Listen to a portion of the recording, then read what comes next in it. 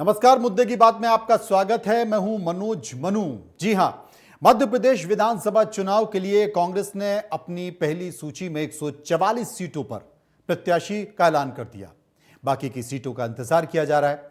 मध्य प्रदेश में 230 विधानसभा सीटों पर 17 नवंबर को चुनाव होने वाले हैं। कांग्रेस ने मध्य प्रदेश चुनाव में मध्य प्रदेश के मुख्यमंत्री और तमाम सारी चीजें मध्य प्रदेश के मुख्यमंत्री शिवराज सिंह चौहान के खिलाफ मैदान में रामायण के अभिनेता विक्रम मस्ताल को उतार दिया है। ऐसे में बुधनी सीट का मुकाबला बेहद रोचक हो गया है। बुधनी विधानसभा से शिवराज सिंह चौहान 4 बार लगातार जीतते आ रहे हैं। ऐसे में अब हर कोई अभिनेता विक्रम मस्ताल के बारे में जानना चाहता है कि विक्रम मस्ताल पेशे से एक अभिनेता हैं और टीवी शोज में या वेब सीरीज में वो कैसे पहुंचे, मध्य प्रदेश की जमीन से निकलकर वहां कैसे पहुंचे। विक्रम मस्ताल इस वक्त हमारे साथ मौजूद हैं। हम सीधे उन्हीं के पास चलते हैं। विक्रम जी, स्वागत है आपका इंडिया न्यूज पर। जी जी, बहुत बहुत धन्यवाद। इंडिया न्यूज के सभी दर्शकों को मेरा बहुत बहुत धन्यवाद और नवरात्रि की बहुत बहुत शुभकामनाएं। जी, शुभकामनाएं आपको भी। लेकिन विक्रम साहब, मैं एक चीज आपसे जानना चाहता हूं कि मध्य प्रदेश की जमीन और जो बुधनी विधानसभा है या बुधनी की जो जमीन है, वहां से निकलकर मुंबई कैसे पहुंच गया? देखिए, मैं मुंबई घूमने गया था अपने दोस्त के पास। हाँ। मैं मार्शल आर्ट्स करता था, मैं पुलिस की तैयारी कर रहा था उस समय। और तो मेरी पर्सनैलिटी और मार्शल आर्ट के चक्कर में मुझे मौका मिला। पहला मेरा सीरियल था आंखें सीरियल जो DD1 पे आता, उसमें जो काम करने का मौका मिला। उसके बाद फिर मुझे रामायण में मुझे अवसर प्राप्त हुआ और फिर सिलसिला चलता रहा ये लगातार। तो अचानक से जब आप अमूमन हम देखते हैं कि कोई अगर किसी छोटे से राज्य के छोटे से ज़िले या फिर ब्लॉक से निकलकर मुंबई जैसे शहर में पहुंच जाता है, कहते हैं कि मुंबई बड़ी आकर्षक है। एक बार मुंबई और दिल्ली जाने के बाद कोई वापस अपने गांव नहीं लौटता है। लेकिन जब आप मुंबई पहुंच गए और मुंबई में अपना अच्छा खासा करियर, क्योंकि रामायण में बड़े लोकप्रिय हनुमान के किरदार में आप दिखाई दिए, अचानक ऐसा क्या हुआ कि आपको वापस बुधनी ने बुला लिया या वापस मध्य प्रदेश की याद आ गई? ये कैसे घटनाक्रम कैसे हुआ? और फिर आप कांग्रेस के टच में आ गए, कमलनाथ जी के टच में आ गए और फिर बात विधानसभा चुनाव तक पहुंच गई, सीट तक पहुंच गई। मैं आपको बताना चाहूंगा कि मैं जब भी मुंबई में रहा, मैं शूटिंग करता तो मुंबई रहता था। बाकी मैं सामान्य किसान परिवार से हूँ। एक ट्राइबल विलेज है मेरा गांव, इटार सलकनपुर के सलकनपुर। तो मैं हमेशा अपनी जमीन से जुड़ा रहा। मैं आता रहा, अपनी खेती किसानी करता रहा, लोगों के बीच में सोशल वर्क करता रहा। कमलनाथ जी के साथ जुड़ना या कांग्रेस पार्टी के जुड़ने के पीछे मैं जल पानी को लेकर, वाटर सेविंग के लिए कई कार्यक्रम कर रहा था। उसी बीच मेरे गांव का तालाब है, उसकी नहर करीबन 40 वर्षों से कच्ची थी। मैंने उसको लेकर मांग कर रहा था। मैंने 181 जो मध्य प्रदेश में एक हेल्पलाइन योजना है, उस पर शिकायत दर्ज कराई कि भैया ये नहर कच्ची, इसको पक्का करिए। अधिकारी सुन नहीं रहे हैं। 40 वर्ष से कच्ची, पानी बर्बाद होता है। तो मैं देखता हूं कि मुझे आश्वासन या बधाई की जगह और मेरी पीठ थपथपाने की जगह मेरे नंबर को ही बंद कर दिया गया। और फिर सबसे बड़ी बात यह हुई कि एक हफ्ते के बाद 181 जो उनकी योजना है, उसको मध्य प्रदेश में या सीहोर जिले में नंबर 1 स्थान दिया जाता है। नहीं, तो मेरा सवाल ये था कि अचानक चुनाव तक बात कैसे पहुंच गई कि नहीं, मैं अब कांग्रेस ज्वाइन करूंगा, कांग्रेस ज्वाइन करने के बाद मैं विधानसभा चुनाव लड़ूंगा। ये बात कैसे पहुंची? जी जी, मैंने जब कांग्रेस पार्टी ज्वाइन की कमलनाथ जी के सानिध्य में, तो उस समय मेरे चुनाव लड़ने तक का कुछ नहीं था। साहब ने मुझे नर्मदा सेवा सेना का समन्वय बनाया था, माननीय कमलनाथ जी ने। तो मैं उसका काम कर रहा था। पर मैंने सोचा कि साहब से मैंने अनुरोध किया कि मैं बुधनी विधानसभा में काम करना चाहता हूं। तो मैंने बुधनी विधानसभा में काम किया। या काम से खुश होकर मैं लगभग यहाँ की समस्याओं को जाना, और मैं यहीं का था, यहीं घूमता था, लोगों से मिलता था, मेरा कनेक्शन लोगों के बीच में। तो खाली सेवा का भाव में मैंने एक राजनीतिक पार्टी ज्वाइन कर ली। और 20 सालों से माननीय शिवराज जी या बीजेपी का यहाँ पर शासन था। तो मुझे लग रहा था कि विकास के नाम पर यहाँ विनाश हो रहा है। कोई ऐसा विकास नजर नहीं आता धरातल पे। सारा काम विज्ञापनों पे है, धरातल पे कहीं भी कुछ भी नहीं है। एक चीज विक्रम भाई, हम चूंकि अब आप मुख्यमंत्री शिवराज सिंह चौहान के सामने उम्मीदवार हैं कांग्रेस से। कांग्रेस पार्टी भी बड़ी पार्टी है, सालों तक उसने इस देश पर राज किया है और मुख्यमंत्री शिवराज सिंह चौहान भी बड़े राजनेता हैं। मुख्यमंत्री शिवराज सिंह चौहान बीजेपी के सबसे बड़े नेताओं में शुमार करते हैं और अगर देखा जाए तो वो इकलौते ऐसे मुख्यमंत्री हैं जो सबसे ज्यादा कार्यकाल तक मुख्यमंत्री रहे हैं। शिवराज सिंह चौहान की विधानसभा जो बुधनी है, उसके बारे में ये कहा जाता है कि सड़कों का जाल बिछा हुआ है। वहां पर तमाम अस्पताल का निर्माण कराया गया है, 2 बड़ी फैक्ट्रियां भी वहां पर लगाई गई हैं। और यह भी कहा जाता है कि मुख्यमंत्री शिवराज सिंह चौहान करीब करीब बुधनी विधानसभा के हर व्यक्ति से जुड़े हुए हैं। और अभी चुनाव के पहले चूंकि एक वातावरण चल रहा था धर्म का, हिंदुत्व का वातावरण चल रहा है, तो महाकाल लोक धाम का निर्माण हुआ। तो सलकनपुर, जो कि आपका गांव भी है, सलकनपुर मंदिर, माता का मंदिर भी वहीं है, उसे सलकनपुर धाम के तौर पर भी वहाँ सरकार एक बड़ा रोड मैप लेकर आ रही है, जिसका निर्माण कार्य भी शुरू हो गया। तो एक तरफ इतना बड़ा चेहरा बीजेपी का, लगातार 19 साढ़े 19 साल तक मुख्यमंत्री रहना, बीजेपी में अपना एक कद है, प्रभाव है। और मध्य प्रदेश में बीजेपी के बारे में ये कहते हैं कि सबसे बड़े नेता अगर मध्य प्रदेश में कोई है तो शिवराज सिंह चौहान। मध्य प्रदेश में उनकी फैन फॉलोइंग है। उनके सामने अगर विधानसभा चुनाव आप लड़ रहे हैं तो इसे हम समझे किस तौर पर? देखिए, पहली सबसे बड़ी बात आपने बोला मुख्यमंत्री, तो मुख्यमंत्री का चेहरा स्वयं उनके शीर्ष नेताओं ने उनको अस्वीकार कर दिया है। माननीय शिवराज जी, अब मुख्यमंत्री का चेहरा मध्य प्रदेश में अब नहीं है, ये स्वयं बात फिक्स हो गई है। माननीय मोदी जी ने ये बात कह दी है। और नहीं, ये मना तो किसी ने किया नहीं है, मना नहीं किया अभी किसी नहीं, पर कहाँ ऐसा होता है कि मुख्यमंत्री का चेहरा, मुख्यमंत्री की सभा हो रही है, मध्य प्रदेश में सभा हो रही है, माननीय मोदी जी ने सभा ली, फिर भी शिवराज जी के बारे में या शिवराज जी की योजनाओं के बारे में एक बार जिक्र नहीं कहा। दूसरा, महाकाल लोक की आपने बात कही, महाकाल लोक में जिस प्रकार से गबन हुआ, जिस तरह प्लास्टिक की मूर्तियां ला के उड़ गई हैं, तो महाकाल का इतना बड़ा अपमान करने की शक्ति या हौसला इन्हीं लोगों को हो सकता है। दूसरा, आपने देवी मंदिर की बात करी। देवी मंदिर का जिस दिन उद्घाटन होने वाला था, उससे एक दिन पहले ही न्यूज में आया और हवा चली और महाकाल लोक की मूर्तियां उड़ गई। ये साबित होता है कि यहाँ पर इनमें कितना झूठ है, कितना करप्शन है, कितना भ्रष्टाचार है। और मैं एक से आपसे बात करूं, देवी लोग की ये बात करते हैं, दूसरी तरफ मंदिर की चोरी हो गई, 6 बोरियां बाहर जाती हैं, 2 बोरियां आती हैं। क्या ये जादू है क्या? आप मंदिर की सुरक्षा नहीं कर पा रहे, आप देवी माता की सुरक्षा नहीं कर, आप लोग क्या बनाओगे? पहले भगवान की सुरक्षा दीजिए आप। एक आपने बात, रोडों की बात की, एक बात मैं आपसे कहना चाहता हूं, बीजेपी में अगर आप मुख्यमंत्री शिवराज सिंह चौहान के बारे में बात करेंगे तो ये कहेंगे कि शिवराज सिंह चौहान एक ऐसे राजनेता हैं जो हारी हुई बाजी को कब जीत जाते हैं कहा नहीं जाता है। और मुझे लगता है कि जब पहली बार उन्होंने मुख्यमंत्री पद की शपथ ली और जब अटल बिहारी वाजपेयी के सामने विधायक दल का लीडर तय हो रहा था, तो मैं खुद उनके घर के सामने मौजूद था और वहां पर मैंने देखा, तब से लेके अब तक का शहर, ना जाने कितने मध्य प्रदेश के नेताओं ने उन्होंने हटाने की कोशिश की, वो हट नहीं पाए। और हर बार वो हटते तो हैं लेकिन फिर से मुख्यमंत्री बन जाते हैं। इससे बीजेपी के नेता खुद परेशान हैं। बोले यार, बहुत बड़ी किस्मत है शिवराज सिंह चौहान की कि हर बार बाजी हारते हैं और फिर भी जीत जाते हैं। इसके बारे में आप क्या कहेंगे? देखिए, मैं पहले उनके क्षेत्र के बारे में बात करूं, जिस बुधनी विधानसभा से मैं चुनाव लड़ रहा हूं।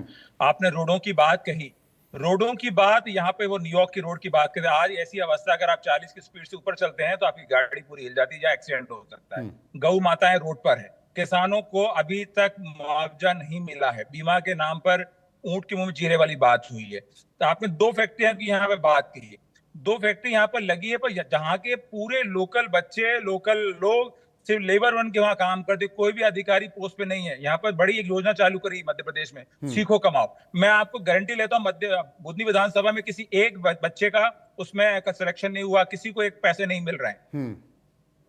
अच्छा, एक चीज मैं आपसे रही लक की बात, मैं आपको लक की बात, या बीजेपी के लोग उनको हटाना चाहते हैं, नहीं हटाना चाहते हैं, ये उनकी पर्सनल बीजेपी की बात है, उस बारे में मैं कोई टिप्पणी नहीं करना चाहूंगा। मैं ये कहना चाहूँ तो कोई लक नहीं होता, जनता का लक होता है। तो जनता पे इतना अत्याचार हो गया, जनता ने उनको बनाया, किसी व्यक्ति का लक ठीक है, पर जनता जनार्दन ने उनको बनाया, जनता ने स्वीकार किया है उनको अब तक। पर अब इतना असत्य हो चुका है, वो झूठ बोल रहे हैं, पल पल पे झूठ बोल रहे हैं। आपने अभी माननीय कमलनाथ जी का जो वहां सिमरिया मंदिर बनाया था, उन्होंने कहा कि उन्होंने बनाया ही नहीं है। उन्होंने गैस की बात की, 450 में गैस मिलेगी, वो गैस कितनी झूठी बात बोली। तो हर पल पे तो झूठ बोल रहे हैं, सत्य कहाँ है? अच्छा, एक चीज बताइए, चूंकि आप उसी विधानसभा के रहने वाले हैं, कभी व्यक्तिगत तौर पर मुख्यमंत्री शिवराज सिंह चौहान से आपकी मुलाकात हुई है? उनका आचार विचार व्यवहार कैसा लगा आपको? नहीं, बिल्कुल मिले। और मुख्यमंत्री जब हमारे पहली बार जब बने थे तो हमारी सौभाग्य की बात, ये मुख्यमंत्री बने थे, हमने इसका स्वागत किया था। पर 20 साल के बाद जब मैं देखता हूँ, मैं ग्लोबली पूरा घुमा हूँ और 20 साल का विकास देखता हूँ, एक ठगा हुआ तो फील करता हूँ। मेरे साथ के युवा कहीं या कहीं रोजगार नहीं मिला, महिलाएं परेशान है, किसान आज भी खाद बीज की लाइन में लगा, खुद अपने आप को किसान पुत्र कहते हैं, फिर भी किसान आज खाद बीज के लिए परेशान खड़ा है। पानी की व्यवस्था नहीं है। कोई 20 साल में ऐसा बड़ा बांध नहीं बनाया क्षेत्र में, कोई बड़ा बांध, कोई ऐसा बड़ा बांध नहीं बनाया जिसको कह सके किसान की व्यवस्था। अब ये पाइपलाइन डाल रहे हैं, व्यवस्थाएं कर रहे हैं। अरे 20 साल आपको लग गया सोचने में, आप कोई मेडिकल कॉलेज बड़ा नहीं बनाया है।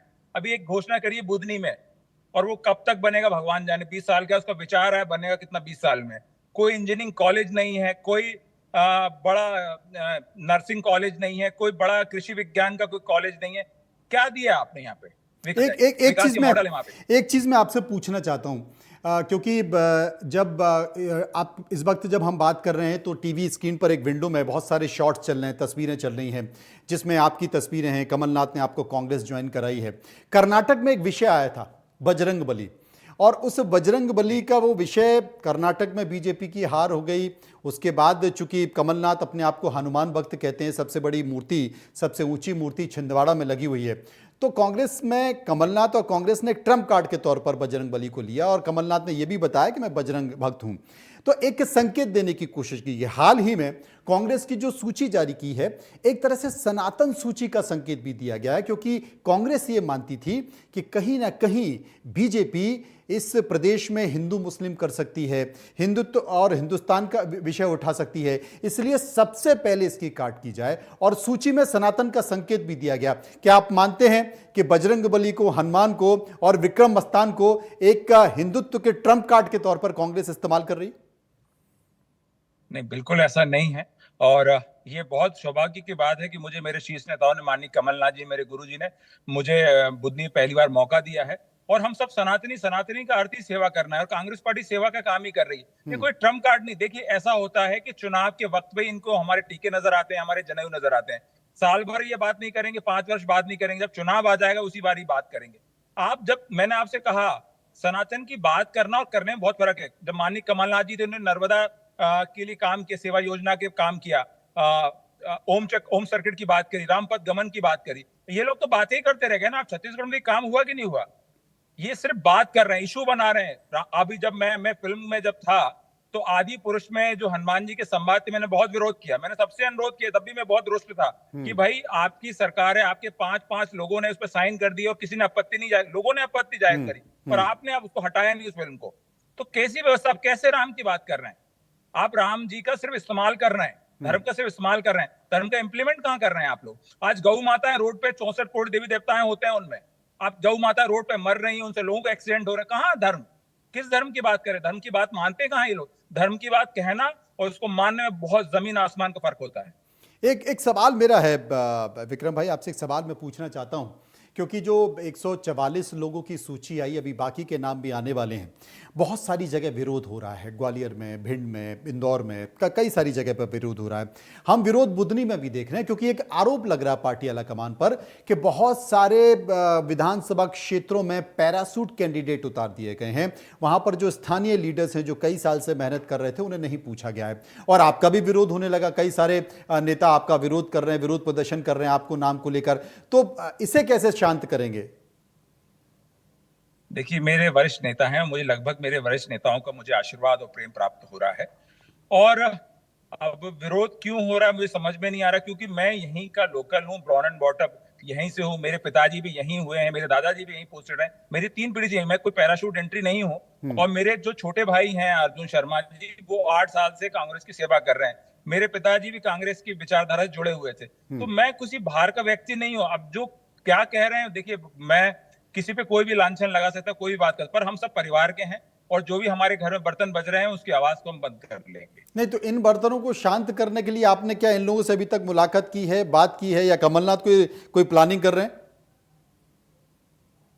नहीं, बिल्कुल बात चल रही है और सब सामान्य है, और हम लोग बैठने वाले हैं, सारी समस्याओं का समाधान हो रहा है। माननीय कमलनाथ जी ने जो फैसला लिया है, कांग्रेस पार्टी ने जो फैसला लिया है, उसको सबके लिए सम्मान है, क्योंकि हम कांग्रेस के एक कहते हैं जोशीले और कर्मठ कार्यकर्ता हैं।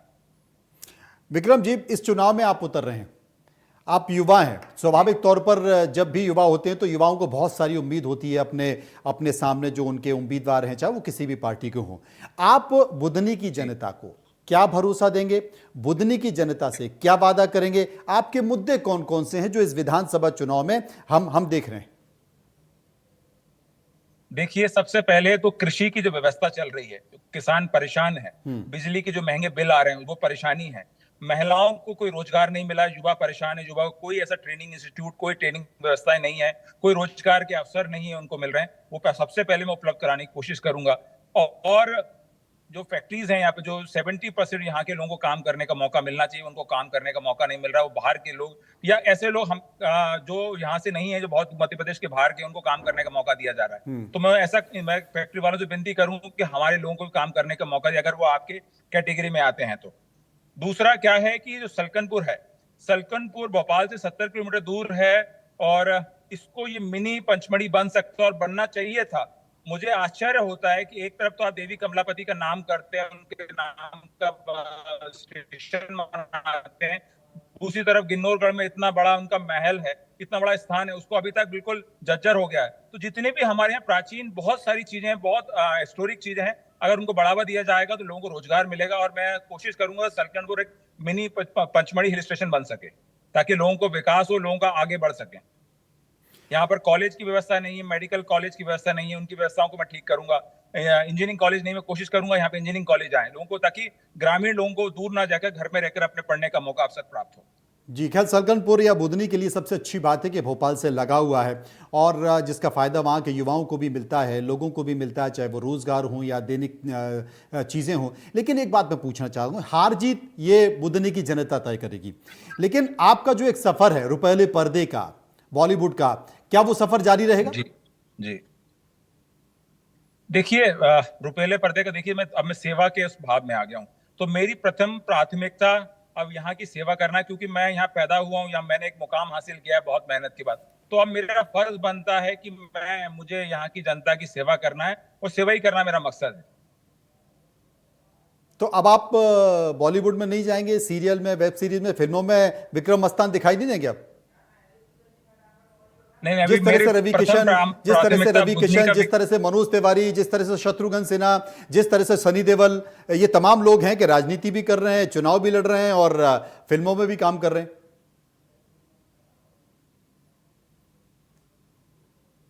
जिस दिन मैं बुधनी को छिंदवाड़ा मॉडल बना लूंगा, उसके बाद मैं ये विचार करूंगा। अभी तो मेरे मन में ये विचार नहीं है। अभी आपका ये विचार नहीं है। खैर, बहुत सारी शुभकामनाएं विक्रम भाई, आपसे बहुत सारी शुभकामनाएं आपको। आपने इंडियन न्यूज से बात की और उम्मीद करते हैं कि आपकी तमाम बातों को जनता मांगे, लेकिन ये तो बुधनी की जनता तय करेगी। निश्चित तौर पर शिवराज सिंह चौहान बहुत बड़े नेता हैं, मध्य प्रदेश में उनकी लोकप्रियता है और उनकी लोकप्रियता, उनके काम और एक बड़े पद पर प्रदेश के मुखिया के तौर पर शिवराज सिंह चौहान के सामने आप चुनाव लड़ रहे हैं। देखते हैं कि बुधनी की जनता किसकी बातों को सच मानती है, शिवराज सिंह चौहान की या आपकी। इंतजार सभी को। फिलहाल बहुत बहुत शुक्रिया और शुभकामनाएं। तो मुद्दे की बात में इतना ही, बाकी खबरों के लिए चलते रहिए इंडियन न्यूज के साथ। नमस्कार।